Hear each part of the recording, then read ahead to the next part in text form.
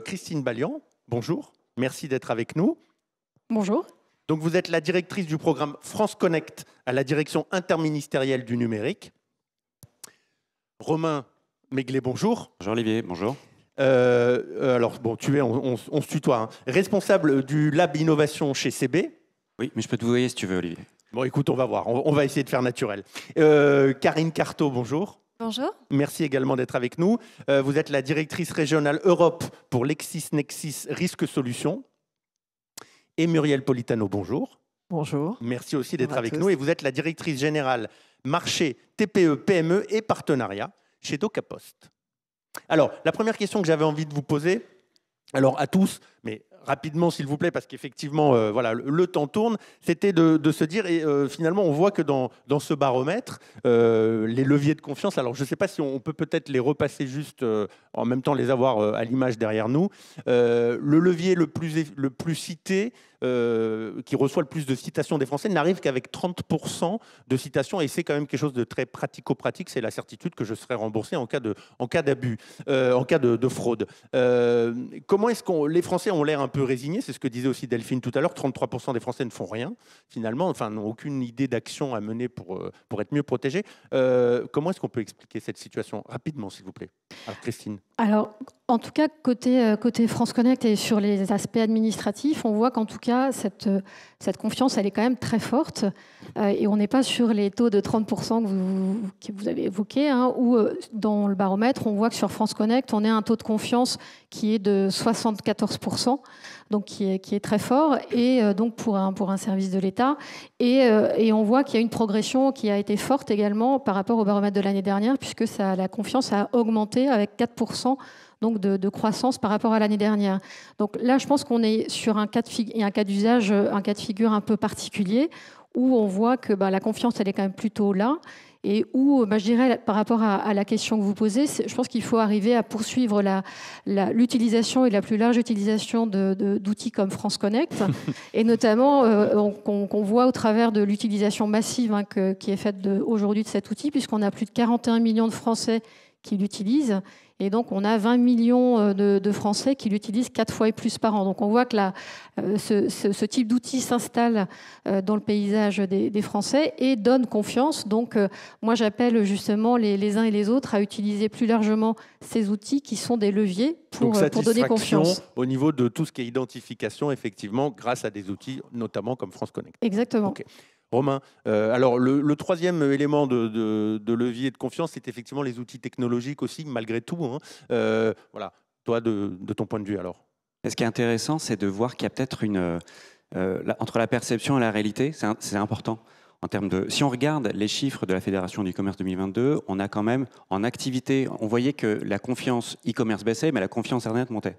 Oui, bon. Absolument. Si on regarde les chiffres, 2022, plus 14%, activité plus 14%. Alors ok, c'est tiré par le transport, le tourisme, tout ce qui a repris post-Covid.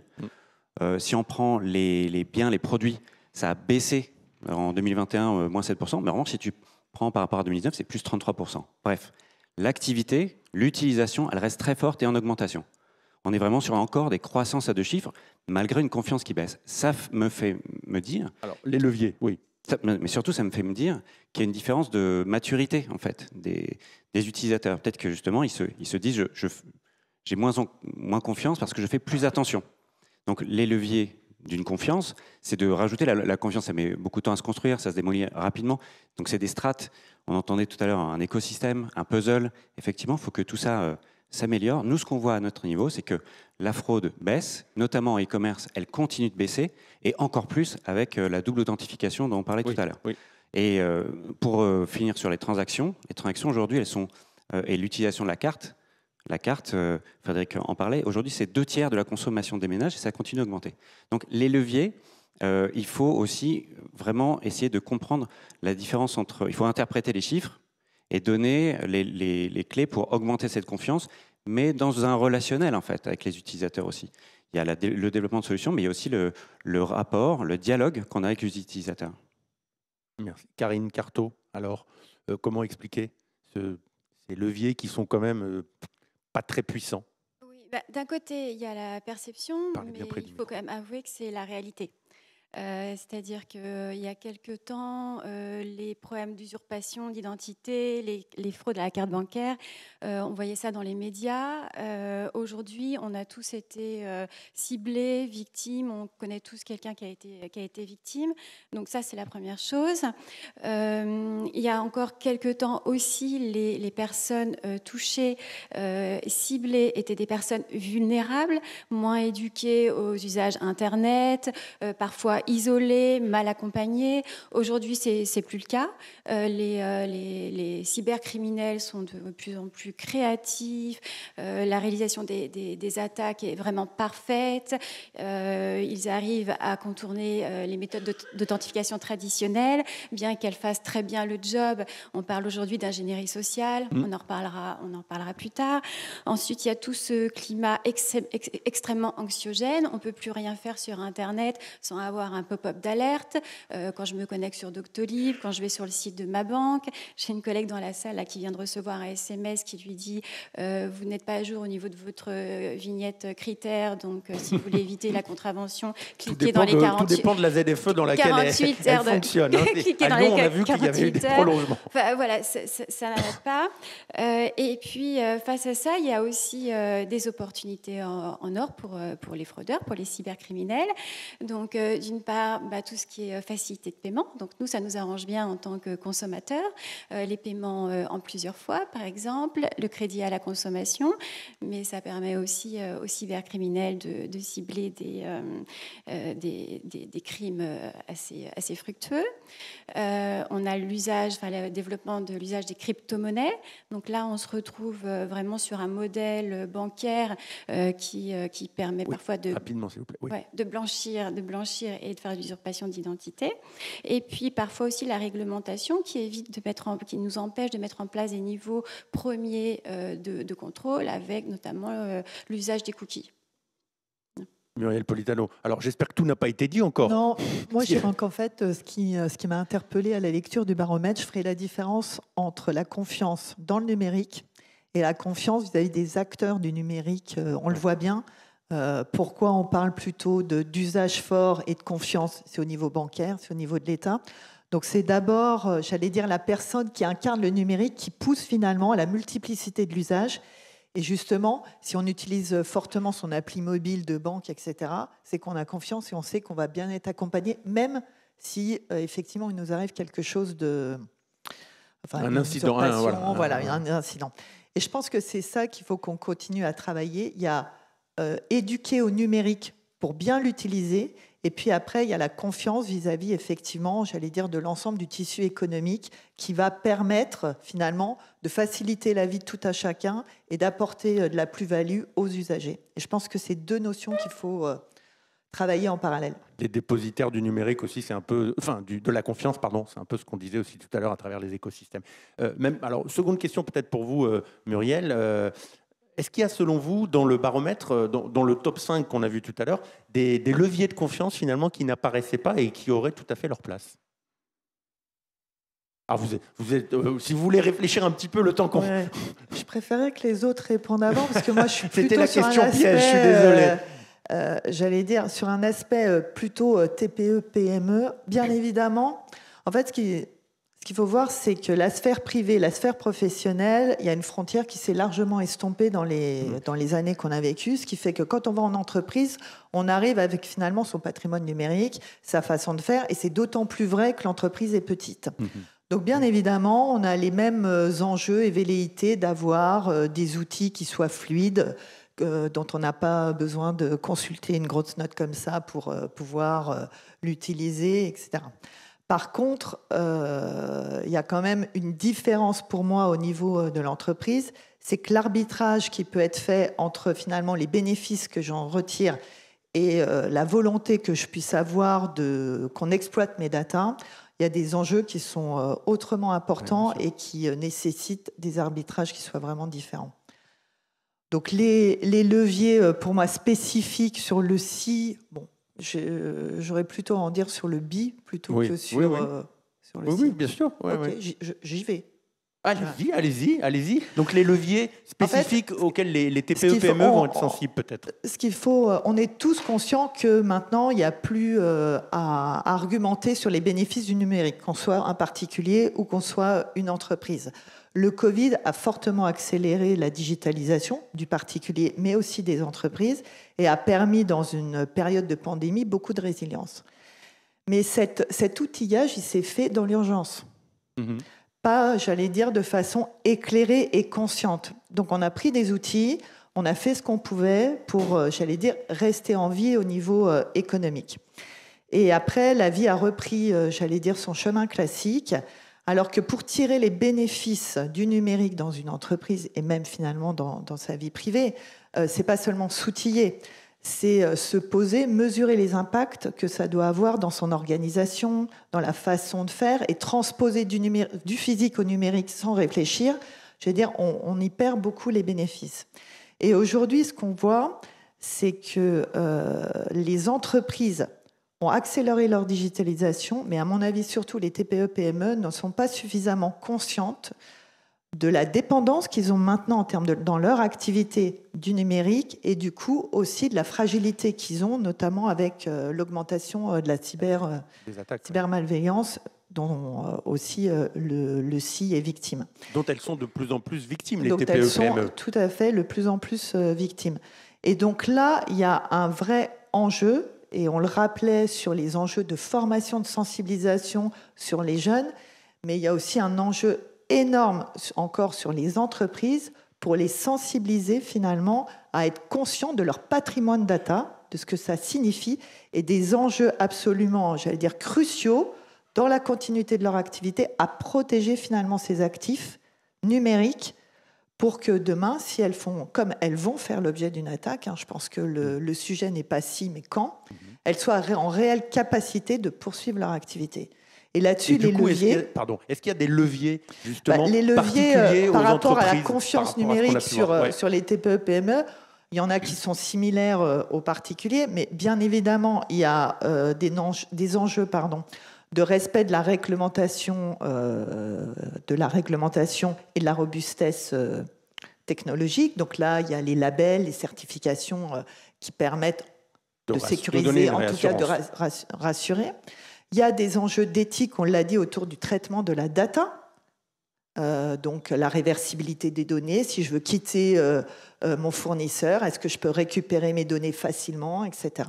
L'utilisation, bien sûr, les enjeux aussi de savoir si mes données sont en France ou si dans un pays qui pourrait les exploiter.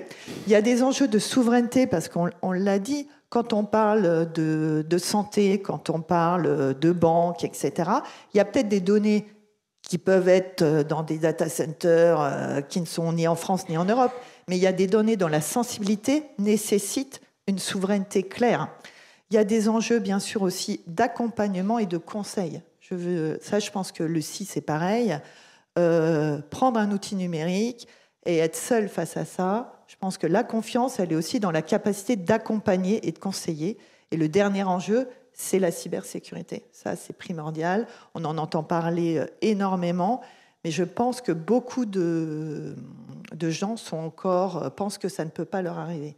Je salue d'ailleurs les initiatives des gens qui osent témoigner de ce qu'ils ont subi, de la catastrophe que ça a été pour eux. Mais voilà, il y a des vrais enjeux d'accompagnement autour de la cybersécurité. Merci. Karine Carto, alors, est-ce qu'il y a des leviers qui ne figurent pas dans ce top 5 et qui devraient y être, selon vous ? Oui, alors déjà, on a parlé de la pédagogie qui ne fait pas partie de ce fameux top 5. Donc, il y a encore beaucoup de travail à faire là-dessus. Ce qui est complexe, il faut l'avouer, c'est que dans les grandes organisations, parfois, les messages qui sont poussés par les responsables de la sécurité viennent en contradiction de ce qui se passe finalement un peu plus tard. Clairement, voilà, j'informe mon client que j'enverrai jamais un lien demandant un mot de passe, une information personnelle ou un lien sur lequel il faut cliquer. Et puis, quelques jours après, il y a une campagne campagne marketing où on vous invite à cliquer sur un lien. Donc pour le consommateur, c'est un petit peu compliqué. Ensuite, la pédagogie, elle a des limites parce qu'on ne peut pas expliquer à l'internaute tout ce qu'on fait dans les coulisses pour le protéger, parce que c'est informer par la même occasion le fraudeur de ce qu'on est en train de mettre en place et lui dérouler le tapis rouge pour qu'il puisse contourner le système. Par contre, il y a quand même des choses sur lesquelles on communique peu. On lui dit ce qu'il ne doit pas faire, mais on ne l'informe pas sur les bonnes pratiques, sur ce qu'il faut faire. Clairement, on parle beaucoup de la sensibilité de la carte bancaire, jamais donner son numéro, son mot de passe, c'est le b.a.-ba. Par contre, on ne parle jamais de la sensibilité des documents d'identité. Si on vole mon numéro de carte bancaire, je fais opposition, on n'en parle plus. Si on vole mes papiers d'identité, mes justificatifs, etc., en tant qu'individu, on peut vivre un enfer derrière, parce que ça nous colle pour la vie. Donc, ne jamais envoyer ces papiers d'identité sans mettre copie à telle finalité, etc. Donc, il y a beaucoup de choses encore qui peuvent être améliorées dans ce domaine.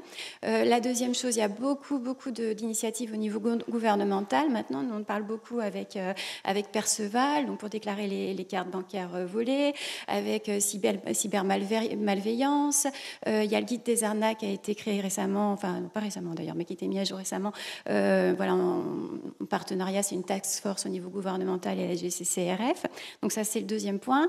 Et le troisième point sur lequel nous, on croit beaucoup et qu'il faudrait peut-être aussi expliquer un peu à l'individu, enfin au consommateur, c'est la collaboration. Je crois que c'est Laetitia d'Orange qui l'a mentionné. La sécurité, c'est un travail collectif. On doit travailler dans le même écosystème pour le protéger. Voilà. Et ça, c'est. Et donc, qui en l'occurrence, collaboration, qui doit collaborer? Tous les acteurs, c'est-à-dire il y a ceux qui subissent la fraude directement, les banques, les e-commerçants, etc.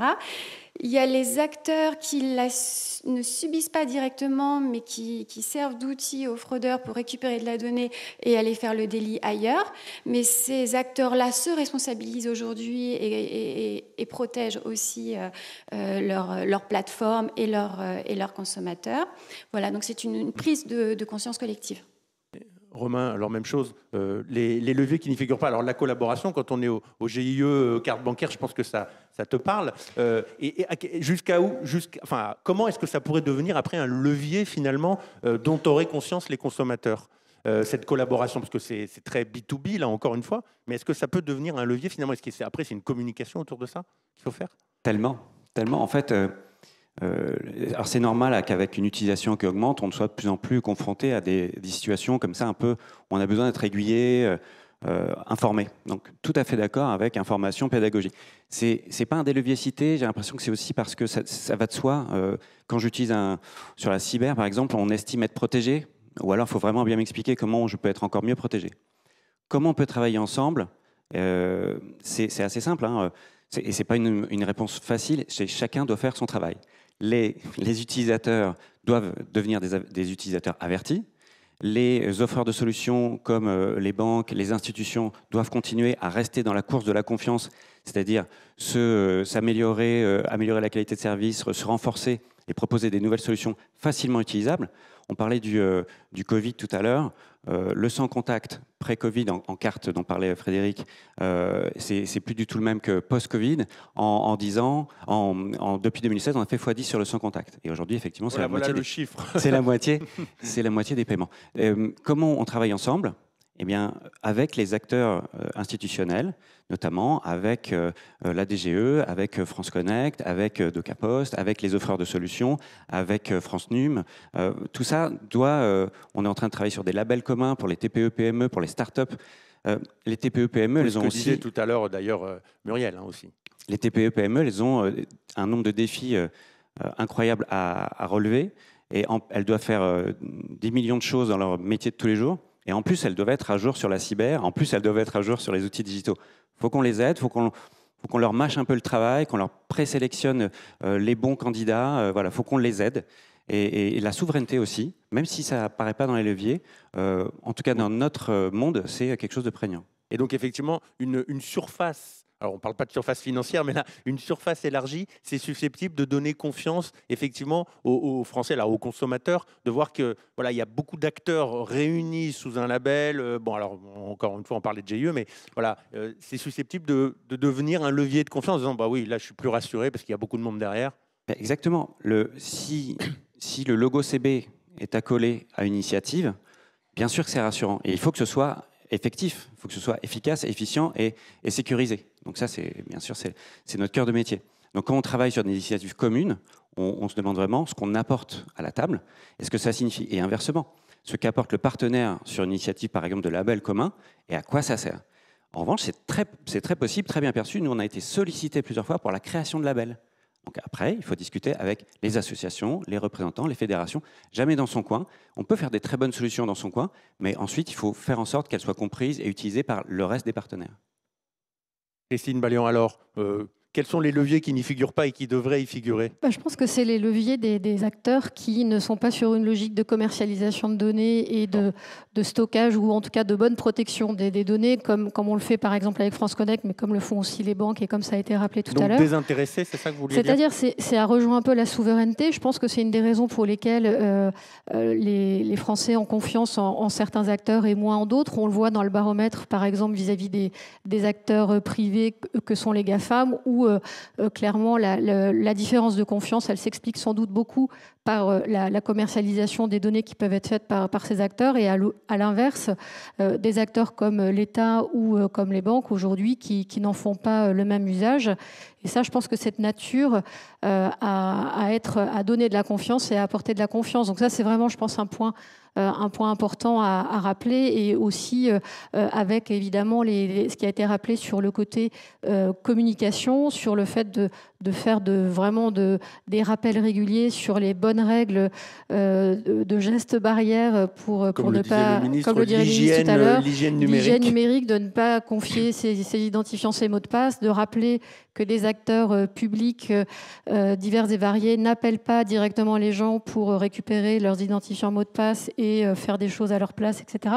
Enfin, c'est faire toutes ces approches de communication pour que ça arrive vraiment auprès des citoyens et qu'ils prennent conscience effectivement de ces démarchages auxquels ils sont soumis et qui sont effectivement malheureusement très très bien faits souvent et de façon à ce qu'ils soient vigilants à ne pas céder à ces démarchages qui sont de mieux en mieux fabriqués.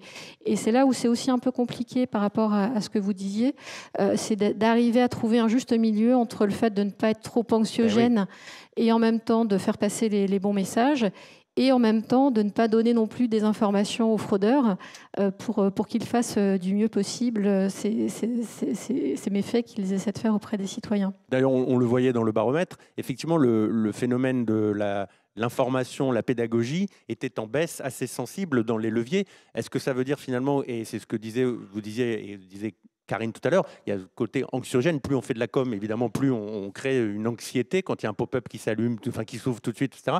Donc est-ce que ça veut dire qu'il y aurait peut-être des moyens de faire un peu différemment et peut-être mieux finalement cette communication, parce que les Français n'ont finalement pas le sentiment que c'est un élément qui les protège, le fait d'être informés et de la pédagogie?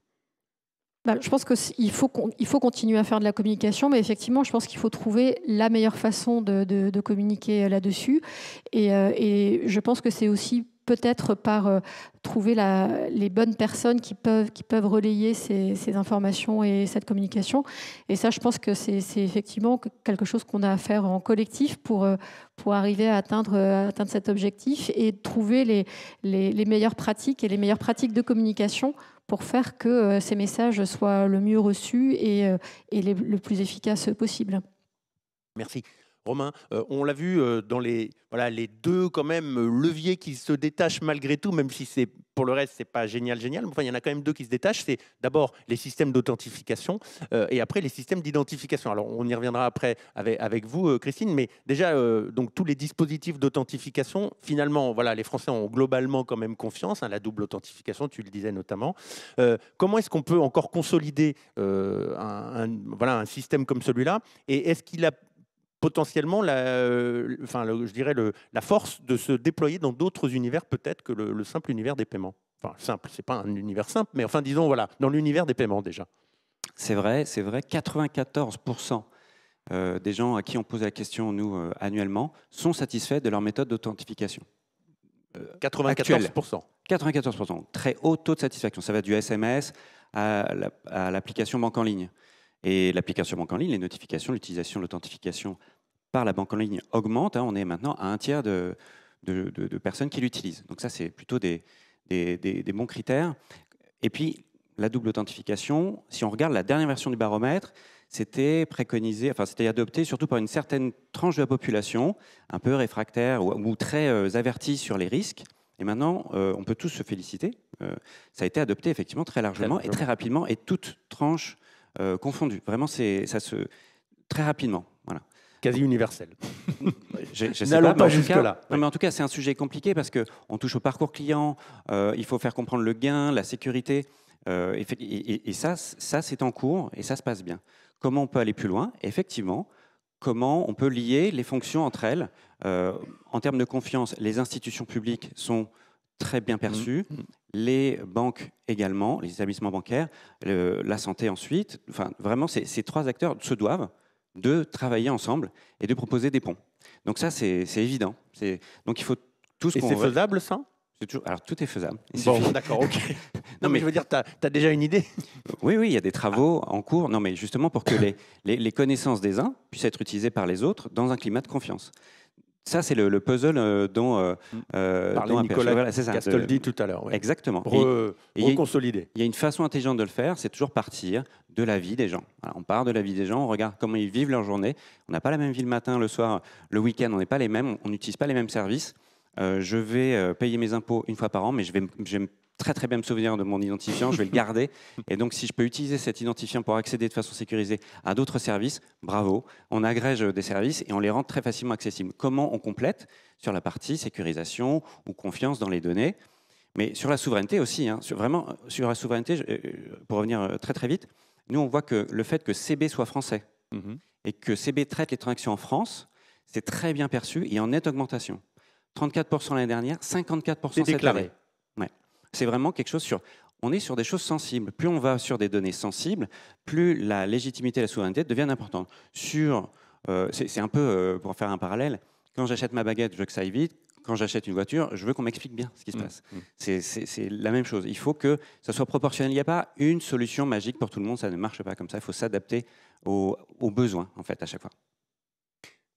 Christine, on a vu aussi à travers le baromètre, et effectivement pour de nouveaux usages, que l'identification, l'identité, la certitude de à qui on a affaire, évidemment, est un élément crucial dans le développement des nouveaux usages. Alors là aussi, on l'a vu, France Connect, voilà, ça se développe bien, c'est un levier. Alors même question que celle que je viens de poser à Romain, comment est-ce qu'on peut consolider France Connect? Et puis est-ce que ça a vocation aussi, France Connect, à se transposer à d'autres univers que les univers quand même essentiellement administratifs? Alors, tout à fait, c'est-à-dire que là, depuis à peu près 1 an, il y a France Connect Plus, donc qui est l'équivalent de France Connect, mais avec des identités encore plus sécurisées, qui a été lancé, et donc qui est utilisé aujourd'hui sur des sites de l'APHP, et également sur mon compte formation, et qui peut être utilisé également sur le portail de l'INPI pour de la création et de la cessation d'entreprise.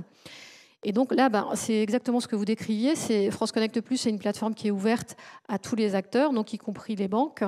Et donc là, l'enjeu de ce type de solution, c'est vraiment d'arriver à être sur des parcours encore plus sécurisés que ce qu'on a sur France Connect, avec des identités qui vont toutes avoir 2 facteurs, et donc qui vont rendre la vie plus difficile pour des fraudeurs potentiels, et qui vont permettre d'échanger des données sensibles en toute sécurité, ainsi que de faire des opérations avec un impact pécuniaire important, donc qui sont des choses qui vont être possibles par ce type de plateforme.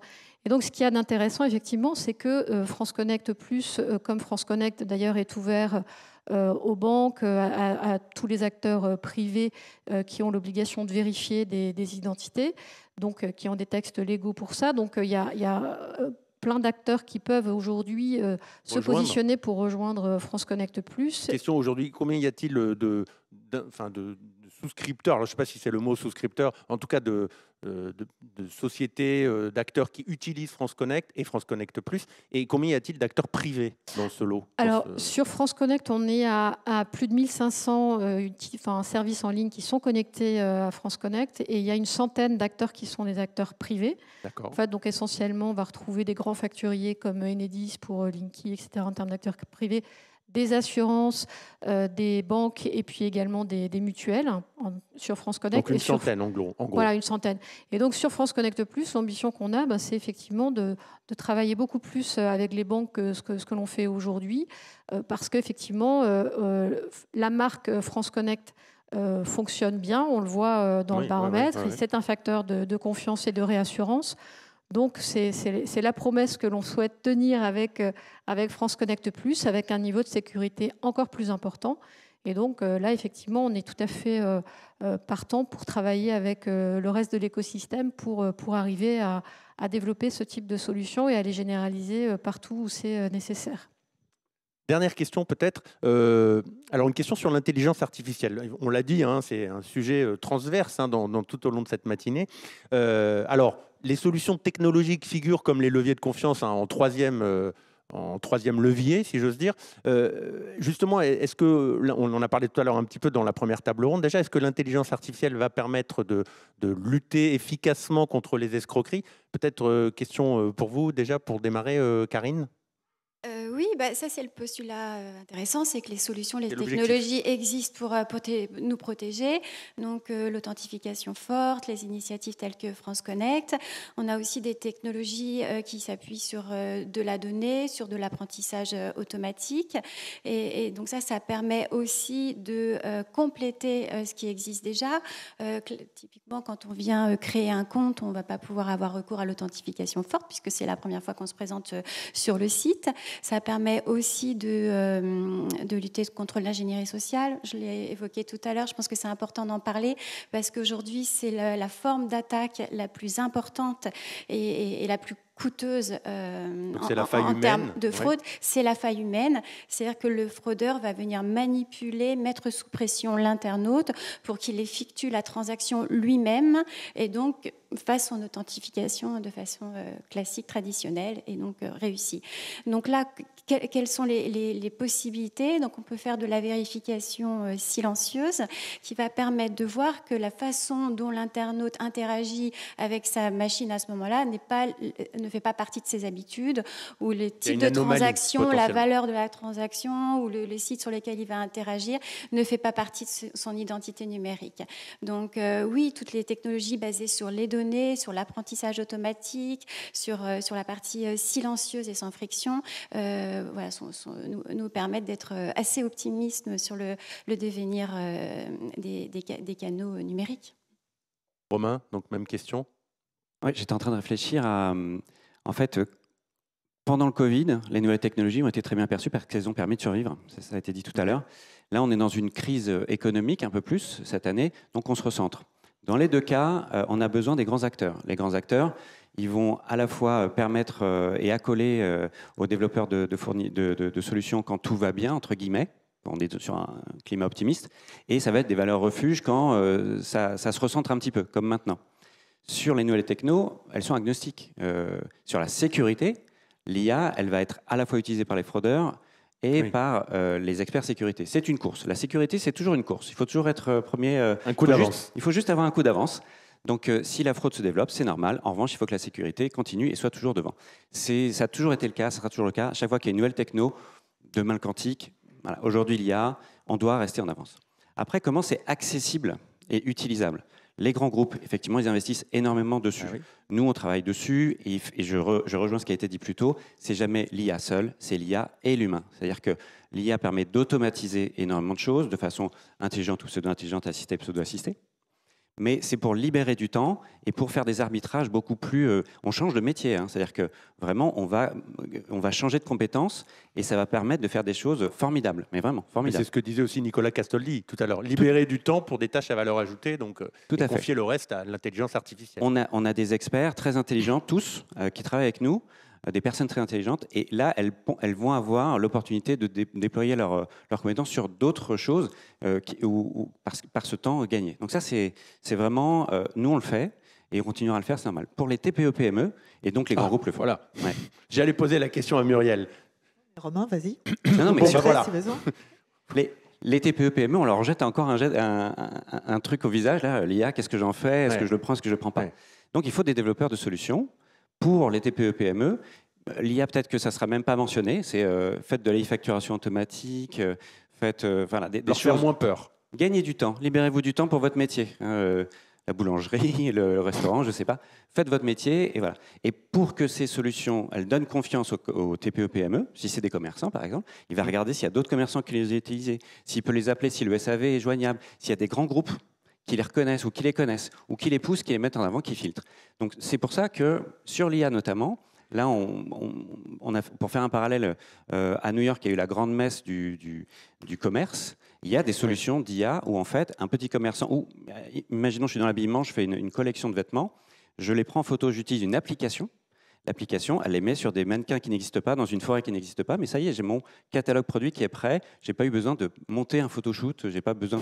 Et en tant que petite marque, je pense qu'à aucun moment on va dire IA, non, on va te dire fais ton photoshoot, tu vas voir, tu économises de l'argent, tu gagnes du temps, donc tout ce côté mis en avant, il est possible, il faut aussi qu'il y ait des éléments de réassurance.